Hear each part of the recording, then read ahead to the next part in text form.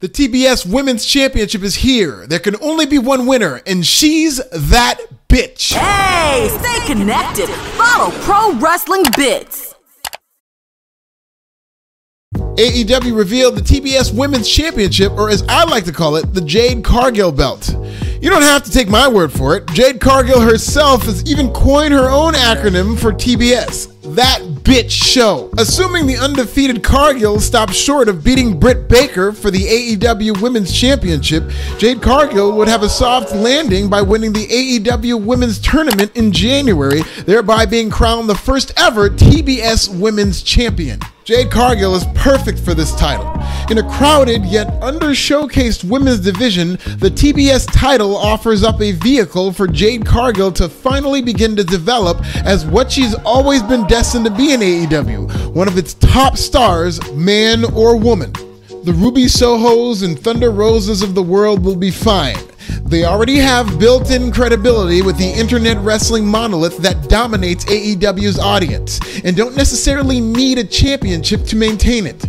Jade Cargill is still very early in her development, but all AEW has to do is book her in predominantly quick matches that hide her current limitations in the ring, which don't mean shit in the grand scheme of building a transcendent star that men and women and us can enjoy. Hell, a string of quick, dominant wins was the formula used for the otherwise experienced Miro, and it worked like a charm in taking him from an AEW punchline as the best man alongside Kip Sabian to arguably AEW's most effective champion of 2021.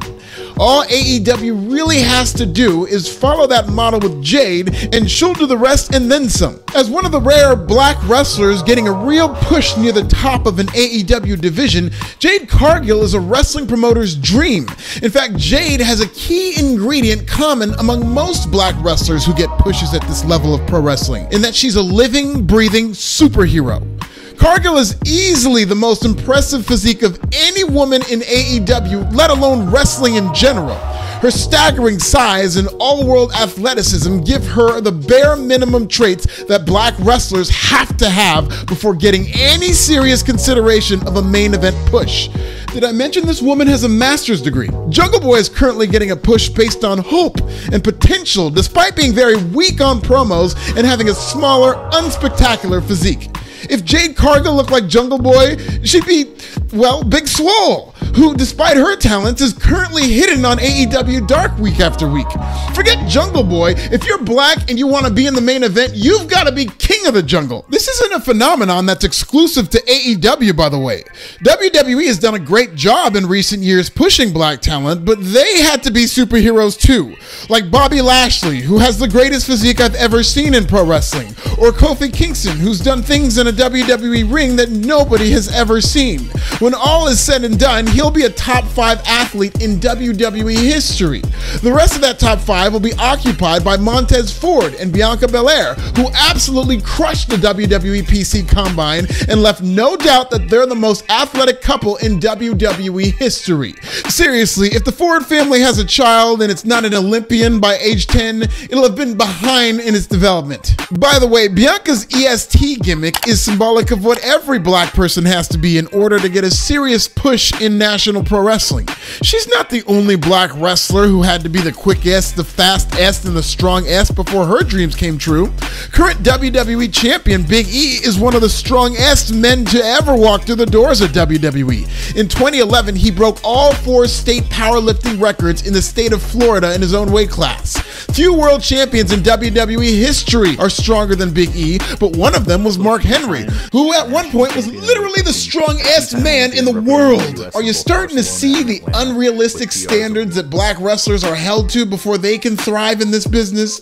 We have to be fucking superheroes. Before Booker T got an honest push in the WWE main event, he had to first become the 5-time, you get it.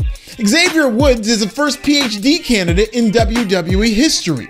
Over in NXT, Lash Legend set records at Texas A&M before being drafted to the WNBA 24th overall.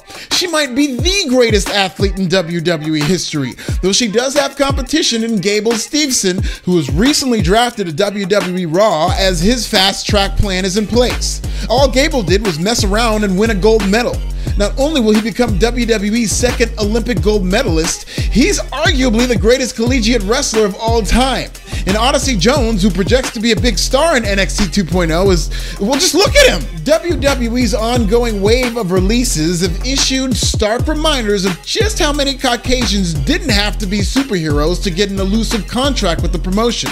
My heart goes out to those who did get released because that sucks. But Wesley Blake isn't the strongest man in Texas. Steve Cutler is not a PhD candidate. Kurt Stallion is not the world's strongest man. Lord knows Bobby Fish didn't need all-world charisma to be a main event fixture as part of the Undisputed Era in NXT. Everrise didn't need to win any gold medals. They're all just regular Caucasians who got signed because of potential and the benefit of the doubt. If you're an aspiring black wrestler who wants to make it far in this industry, I'm telling you right now, you will not get that same benefit of the doubt. I hope you're not counting on your potential. Potential? Nigga, you better have prizes, as in medals or state records or a top 10 physique like EJ Nduka, who still got released in spite of that. So make that a top 5 physique. You better have A-list caliber charisma like The Rock, who might be the most charismatic man who ever lived and has been the biggest star in Hollywood for years now. Jungle Boy might not even be the biggest star in his own stable. Luchasaurus is. But Jungle Boy doesn't have to be. He can get away with being just okay in a lot of areas because he has the complexion for the protection. So he gets the benefit of the doubt. If there was a black wrestler with a celebrity father, the late great Luke Perry wouldn't be good enough. Your daddy better be Barack Obama. Lucky for Jade Cargill and all those muscles, she exceeds every unrealistic expectation necessary for us to be taken seriously in the main event. And that's why Jade is the perfect fit to become TBS Champion.